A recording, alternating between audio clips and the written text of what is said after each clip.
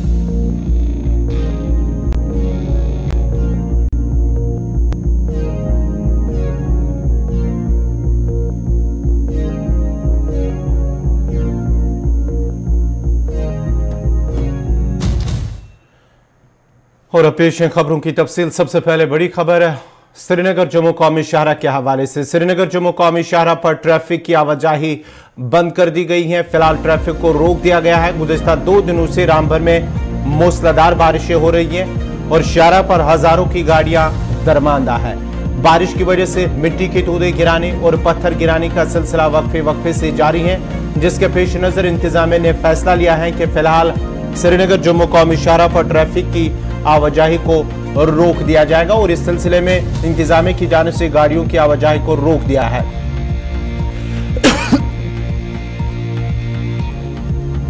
रोज से ही इलाके में रामबन जिले के अंदर बारिशें हो रही है और आज भी अभी भी वहां से बारिशें हो रही है।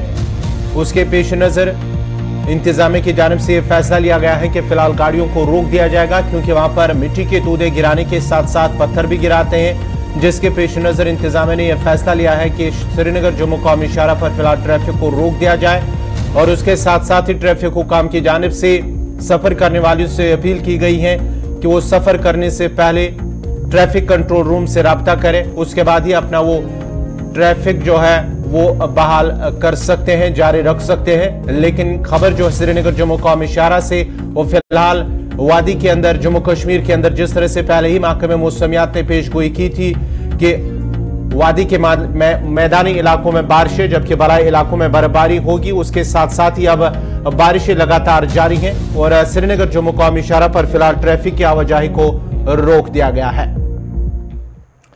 बढ़ते आगे बात जम्मू कश्मीर के मौसम की करते हैं, क्योंकि महकमे मौसमियात की पेशगोई के मुताबिक वादी के मैदानी इलाकों में बारिशों का सिलसिला जारी है जबकि बलाई इलाकों में हल्की बर्फबारी जारी है। महकमे मौसमियात ने 5 अप्रैल तक वादी के मौसम में जो पेशगोई की थी, उसके साथ साथ ही सूबा जम्मू के अंदर भी पेशगोई की गई थी कि सूबा जम्मू के मुख्तलिफ इलाकों में मैदानी इलाकों में हल्की बारिशें हो सकती हैं। वहीं पर वादी कश्मीर के सयाहती मकाम गुलमर्ग में एक बार फिर ताज़ा बर्फबारी हुई है। सोनमर्ग और दीगर जो बलाई इलाके हैं, कुपवारा, टंगरार, वहां पर भी हल्की बर्फबारी हुई है, जबकि मैदानी इलाकों में हल्की सी बारिशें देखने को मिल रही हैं, जिसके साथ ही वादी में एक बार फिर दर्जा हरारत में कमी आई है।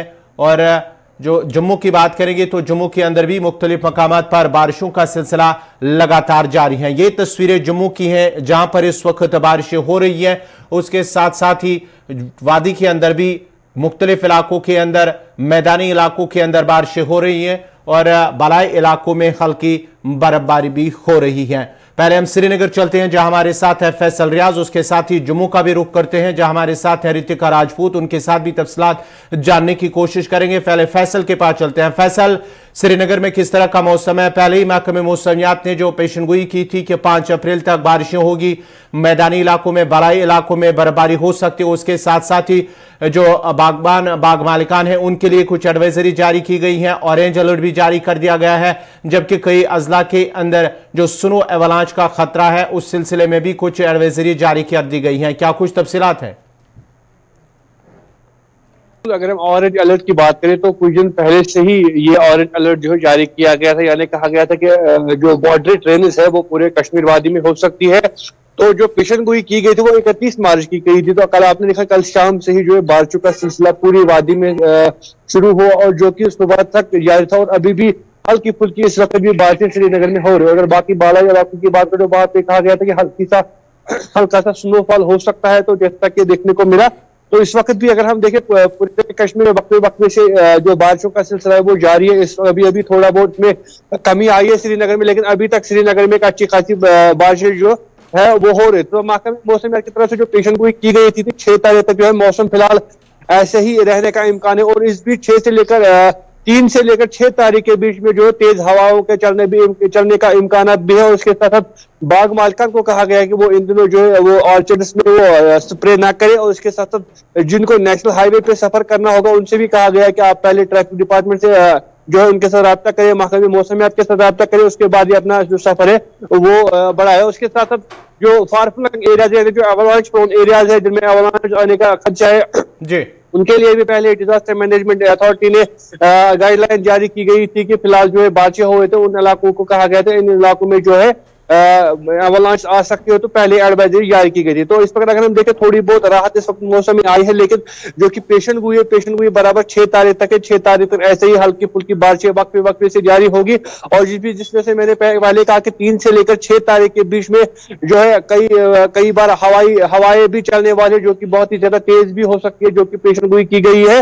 तो उसके लिए भी आम लोगों को मुतहरिक रहना होगा, जिस टाइम ये हवाएं चले उस वक्त घरों से बाहर न निकले। और बाग मालिकान से भी ये अपील की गई कि वो फिलहाल दवा पाशी न करे बागों में, और जो नेशनल हाईवे से सफर करना चाहते हैं उनके लिए भी कहा गया फिलहाल जैसे आप सफर करना चाहते हैं। गुलमर्ग की अगर हम बात करेंगे तो गुलमर्ग में एक बार फिर ताजा बर्फबारी हुई है, उसके साथ साथ ही सयाह जो है उनका रुख भी काफी जो है वो देखने को मिला है। सयाहों की तादाद में इजाफा देखने को मिला क्योंकि बर्फबारी वहां कल शाम से ही जारी है और अभी भी बर्फबारी हो रही है।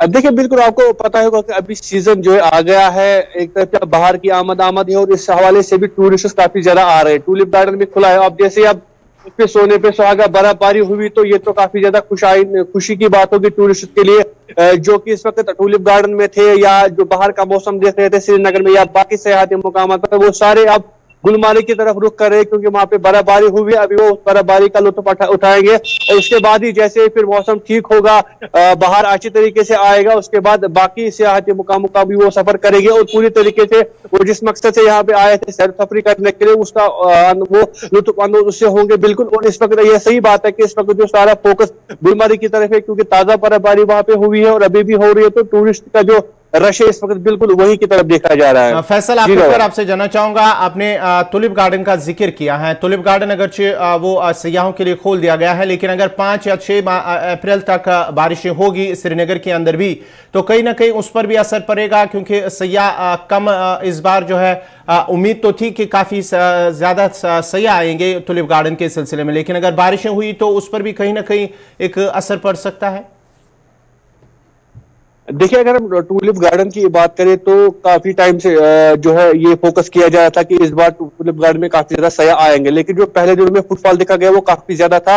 1.5 लाख के करीब वहां पे लोग आए थे जो पहले दिनों में, अभी भी वहां पे चल रहा है, लेकिन अगर बारिश इसी तरीके से हुई तो काफी ज्यादा असर उस पर भी पड़ सकता है। और जो इस वक्त कहा गया था 4 लाख 3 से लेकर 3.5 तक, इस बार 3 लाख एक्सपेक्ट किया जा रहा है कि इस बार भी वहां पे सयाह आएंगे, उसमें थोड़ी बहुत खलल पड़ती है क्योंकि टूलिप्स के लिए जो गर्मी है वो बहुत ही जरूरी है। टूलिप में बारिशें भी होती है, अगर बारिशें भी होती है तो आम लोग ज्यादातर वहां की तरफ रुख नहीं करते क्योंकि सभी लोग पसंद करते हैं कि घरों में बैठे, तो कहीं ना कहीं उसमें प्रॉब्लम आ सकती है। लेकिन जो पहले दिनों से हम फुटफॉल देखते हैं तो काफी ज्यादा अच्छा फुटफॉल वहां पे देखा।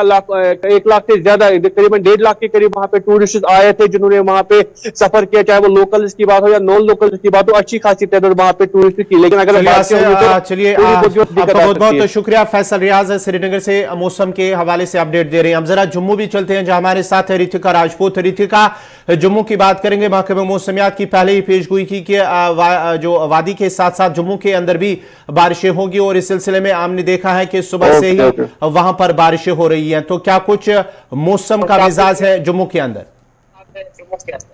जी, आपको बता दें कि सुबह से जम्मू में मूसलाधार बारिश हो रही है और बारिश के विषय में पहले ही लोगों को चेताया गया था। और आपको बता दें 80% तक बारिश जो है वो आज दिखाई गई थी। और अधिकतम तापमान की मैं बात करूं 20 डिग्री सेल्सियस और न्यूनतम तापमान यहाँ पे 14 डिग्री सेल्सियस के हिसाब से बताया था। और वहीं पे कुछ एक इलाकों में Jammu Kashmir disaster management authority की तरफ से यह भी कहा गया था कि अगले 24 घंटे में डोडा, किश्तवाड़, पुंछ और रामबन के जो जिले हैं वो समुद्र तल से 3500 मीटर ऊपर कम खतरे वाला हिमस्खलन हो सकता है। और ऐसे स्थानों पे जाने से भी अवॉइड किया था जहां पे अक्सर स्टोन फेल्टिंग हो, हिमस्खलन होते हो। ऐसे में लोगों को सुरक्षा के हिसाब से अपना ध्यान रखने की हिदायत भी दी गई है। परंतु बारिश के चलते अगर सबसे ज्यादा नुकसान किसी का अगर देखने को मिलेगा तो वो किसानों का मिलेगा। जी रितिका ये भी बताएगा, क्योंकि जब बारिशें होती है तो टेम्परेचर जो दर्जा हरारत है उसमें कमी वाक़ा हो रही है, तो किस तरह का दर्जा हरारत है? क्या सर्दी वहां पर भी है जिस तरह से वादी के अंदर है उसमें भी कहीं ना कहीं वो लोग महसूस कर रहे हैं? बिल्कुल, आपको बता दें कि बीते कुछ दिनों में मौसम में बदलाव देखने को मिला था, गर्मी का माहौल बन चुका था, परंतु लगातार पिछले कुछ दिनों से तापमान में गिरावट देखी गई है और यहाँ पे सर्दी जैसा माहौल दोबारा से बन चुका है। लोग जो स्वेटर्स कहीं ना कहीं पैक कर चुके थे अब दोबारा से वो उन्हीं कपड़ों में हमें नजर आए हैं। यहाँ पे तापमान लगातार गिरता हुआ नजर आ रहा है और ऐसे में लोगों को हिदायत दी जाती है कि वायरल भी फैल रहा है और सेहत का ध्यान रखने की हिदायत भी दी जाती है। चलिए, बहुत बहुत शुक्रिया रितिका राजपूत, आपका जम्मू से तफसीलात फराहम करी थी मौसम के हवाले से, जहां जम्मू कश्मीर के अंदर मौसम में एक बार फिर तब्दीली देखने को मिल रही है। 5 अप्रैल तक महकमे मौसमियात ने पेशगोई की थी कि वादी के जम्मू कश्मीर के मैदानी इलाकों में बारिशें होंगी, उसके साथ साथ ही वादी के बालाई इलाके जो है वहां पर बर्फबारी, हल्की बर्फबारी, और उस पेशनगोई के मुताबिक गुलमर्ग, साथ ही साथ कुपवारा, टंगडार और दीगर जो सरहदी इलाके हैं वहां पर हल्की बर्फबारी हो रही है और गुलमर्ग के अंदर सयाह काफी लुत्फानंदोज हो रहे हैं बर्फबारी की वजह से। और साथ ही साथ वादी के अंदर दर्जा हरारत में काफी कमी भी देखने को मिल रही है। अब जरा बढ़ते आगे, बात शुमाली कश्मीर की करते हैं। शुमाली कश्मीर के बारामूला से बड़ी खबर कि 10वीं जमात की एक तालिबा दरियाई जहलम में डूब गई है। बुनियार का इलाका है, चकना नागनारी का इलाका जहां पर यह वाकया पेश आया है और इस सिलसिले में पुलिस की जानिब से रेस्क्यू ऑपरेशन जारी है। बताया जा रहा है कि उस लड़की का पैर फिसल गया है जिसकी वजह से वो इस दरिया में गिर गई है और इस वक्त ऑपरेशन लगातार वहां पर जारी है। शुमाली कश्मीर के बारामूला से खबर, बारामूला में एक लड़की 10वीं जमात की तालिबा पैर फिसलने की वजह से दरिया में गिरी है। उसके साथ साथ ही अब पुलिस और इंतजामिया के लोग वहां पर रेस्क्यू ऑपरेशन में जुट चुके हैं। दरिया जहलम में वो डूब गई है और बुनियार का इलाका ये चकना नागनारी का इलाका है जहां पर ये वाकया पेश आया है। तफसीलात के लिए सीधा चलते हैं ग्राउंड जीरो पे, जहां हमारे साथ है गुलिस्तान न्यूज के नुमाइंदे इरशाद भट्ट। इरशाद, क्या कुछ तफसीलात हैं, क्या कुछ अपडेट हैं जो बारामूला के बुनियार इलाके से खबर आ रही है? जी बिल्कुल गवार, अगर हम शुमाली कश्मीर के जिले बारामूला के तेजमिया इलाके की बात करें जहां पे अभी थोड़ी देर पहले एक दुखद खबर सामने आई, क्योंकि ये बताया जाता है 10वीं क्लास की एक तालिबा इल्म जो वहां से गुजर रही थी। हालांकि इसका जो नाम बताया जाता है रुकैया बशीर, हालांकि देखा जाए ये वहां से चल रही थी और वहां पे एक ब्रिज है, छोटा सा ब्रिज, और वहां से चल रही थी। हालांकि इसको वहां से फिसलन हुई और फिसलन की वजह से ये इस कैनाल में जाके गिरी और देखा जाए इस वक्त जो है रेस्क्यू ऑपरेशन लगातार जारी है। ये बताया जाता है ये सैयद सखी नौशारा में पढ़ती थी, हालांकि ये स्कूल जा रही थी। रुकैया बशीर इसका नाम बताया जाता है, वालिद का नाम बशीर अहमद, और ये नागरनारी की रहने वाली है। और अगर से देखा जाए रेस्क्यू ऑपरेशन जो है मुकामी लोगों की तरफ से लगातार जारी है, क्योंकि अगर से देखा जाए यहाँ पे SDRF की जानिब से कोई जो है रेस्क्यू ऑपरेशन अभी तक जो है नहीं चलाया गया, बल्कि वो अभी तक नहीं यहाँ पे पहुंचे और लावर जेलम के जो अफसरान है या जो बाकी दीगर लोग हैं वो भी यहाँ पे एम्प्लॉयज वो भी यहाँ पे नहीं पहुंचे। डिस्ट्रिक्ट एडमिनिस्ट्रेशन की टीम कोई यहाँ पे नहीं पहुंचे, बल्कि खाली जम्मू कश्मीर पुलिस की जो SHO साहिबा है बुनियार की वो यहाँ पे पहुंचे। और इसके साथ साथ चाहे हम दीगर जो मुकामी लोकल इस वक्त यहाँ पे है, क्योंकि इससे पहले भी जो है बहुत सारे हादसे पेश आए और उसके बाद जो है यहाँ पे मुकामी लोगों की तरफ से जो है रेस्क्यू ऑपरेशन चलाया गया। और देखा जाए मुकामी लोगों की तरफ से ये कहा जाता है अगरचे यहाँ पे खुदा न खास्ता कोई हादसा होता है या कोई खुदकुशी करता है, उस समय जो है हमें काफी सारे मुश्किलात दरपेश आते हैं, क्योंकि यहाँ पे बोट की अशद जरूरत है, बोट यहाँ पे होनी चाहिए, चाहे दीगर जो साजा सामान है वो यहाँ पे जरूर अवेलेबल होना चाहिए, ताकि ऐसे रोनमा से, ऐसे हादसा से बच सके। और देखा जाए इस वक्त जो है बारिशें भी हो रही हैं और लगातार जो है रेस्क्यू ऑपरेशन चलाए जा रहे हैं मुकामी लोगों की तरफ से। और ये कहा जाता है SDRF की टीम जब यहाँ पे आएगी और उसके बाद जो है पूरा जो है रेस्क्यू ऑपरेशन इस कैनाल में चलाया जाएगा। फिलहाल यहाँ पे उस तरह की इस वक्त फैसिलिटी नहीं है लोगों के पास, क्योंकि इस वक्त मामूली तौर पर जो है रेस्क्यू ऑपरेशन जो है वो जारी है। बहुत बहुत शुक्रिया इरशाद भट्ट, आपका बारामूला से बुनियाद से तफसीलात फराहम करे थे, जहां पर एक लड़की का 10वीं जमात की तालिबा पैर फिसलने की वजह से दरिया इसके बाद ही अब वहां पर उसकी जो तलाश है वो लगातार जारी है। पुलिस भी वहां पर मौजूद है, SDRF की टीमें और मकामी लोग भी वहां पर मौजूद है।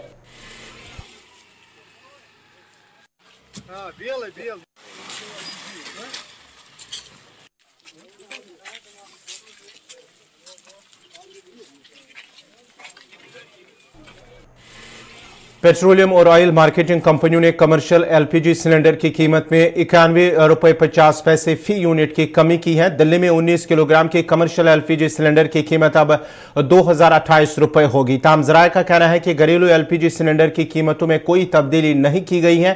पेट्रोलियम और ऑयल मार्केटिंग कंपनियों ने इस साल 1 मार्च को कमर्शियल LPG सिलेंडर की कीमतों में 350 रुपये 50 पैसे फी यूनिट और घरेलू LPG सिलेंडर की कीमतों में 50 रुपये फी यूनिट इजाफा किया था।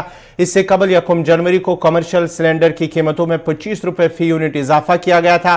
कमर्शियल सिलेंडर की कीमतों में आखिरी बार गुज़िश्ता साल 1 सितंबर में 91 रुपये 50 पैसे की कमी की गई थी। 1 अगस्त 2022 को भी कमर्शियल LPG सिलेंडर की कीमतों में 36 रुपये की कमी की गई थी। इससे कबल 6 जुलाई को 19 किलोग्राम के कमर्शियल सिलेंडर की कीमतों में 8.5 रुपये फी यूनिट की कमी की गई थी।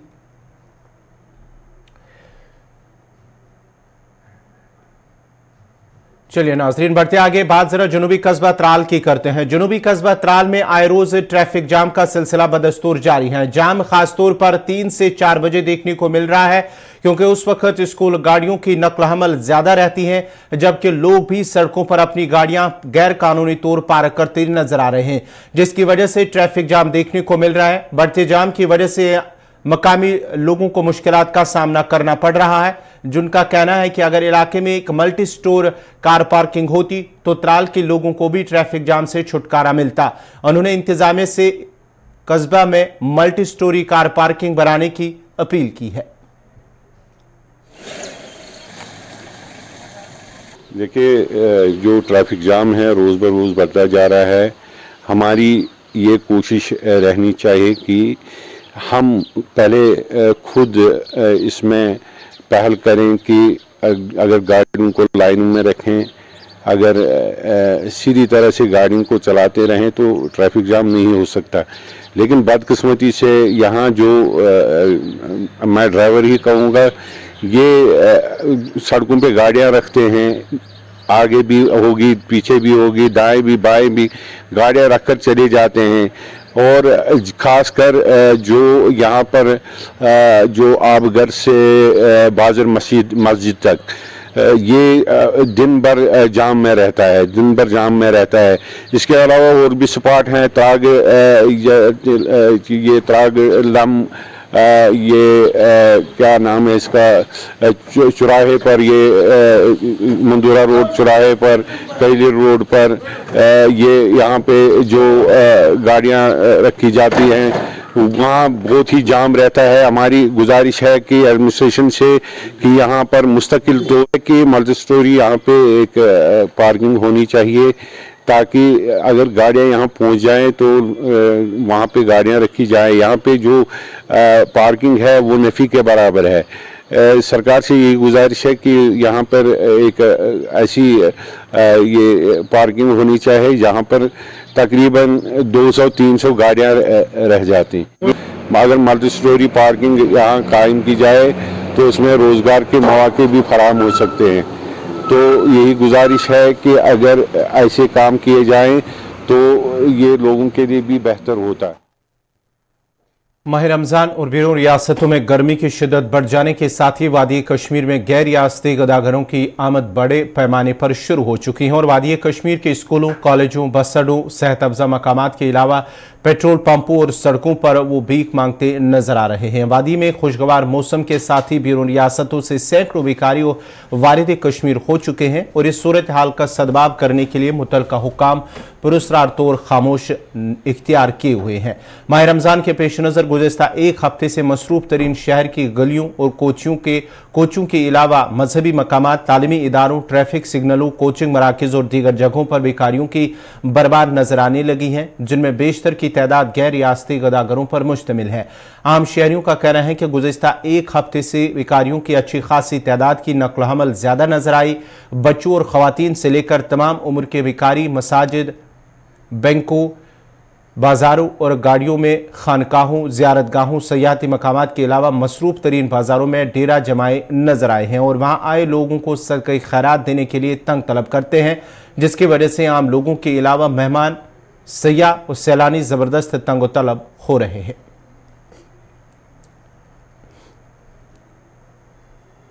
देखिए, ये बात सही है कि अब यहाँ के लोग काफ़ी ज़्यादा तंग आ चुके हैं, क्योंकि जहाँ भी आप जाएंगे वहाँ पे ये छोटे छोटे बच्चे होते हैं, ये बाहर के हैं, इनको ज़्यादातर ये रमज़ान के ही महीने में यहाँ पे लाया जाता है और जो काफ़ी ज़्यादा छोटे बच्चे हैं जिनके हाथ में कलम दिए होते हैं, कुछ रुमाल दिए होते हैं, वो जहाँ पे भी आप देखिए जहाँ पे ट्रैफिक लाइट्स होती है, जहाँ पे ट्रैफिक रुक जाता है, वहाँ पे ये ट्रैफिक के बीच में होता है, खुदा ना खास्ता कोई एक्सीडेंट भी हो सकता है, उसकी जिम्मेवारी कौन लेगा?